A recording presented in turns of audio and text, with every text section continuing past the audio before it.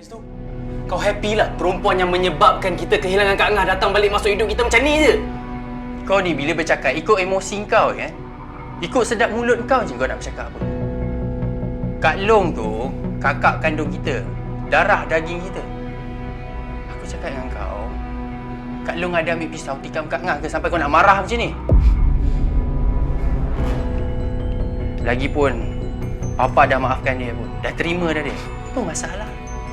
Aku tak kisahlah semua tu. Sekarang ni juga aku nak berhentilah daripada sini. Papa dah wasiatkan kita untuk jaga syarikat dengan Kak Long. Itu amanah Papa.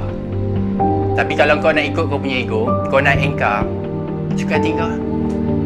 Macam ni ke kau tunjuk cara kau sayang Papa? Kau sibuk ni kenapa? Mama pun tak ada bising lah. Hanas, Kak Long ni tanya elok-elok je, tak perlu kau nak tengking-tengking macam tu. Kau tinggi suara dengan arwah Papa okey pula? Sekurang-kurangnya aku tak tinggalkan keluarga aku.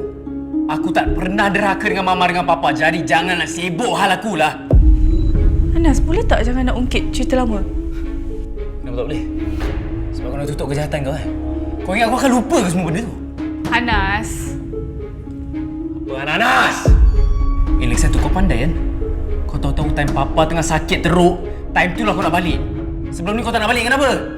Mesti sebab kau nak harta Papa kan?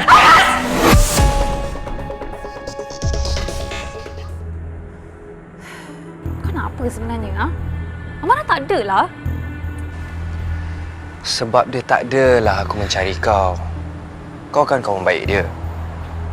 Aku dah lama tak kontak dia, so aku tak tahu. Kalau macam tu boleh aku check phone kau. Buat sini. Kau ni kenapa, ha? Nak check-check phone orang? Kau tak faham bahasa ke, ha? Okay, fine. Dan bagi aku nombor phone baru dia. Aku dah lama tak kontak dia. Lagipun dia dah lama menyepi sejak ayah dia meninggal. Kau betul-betul nak sorok dia daripada aku, eh? Tak apa. Kau terlepas kali ni. Tapi kau ingat, aku akan datang check kau lagi.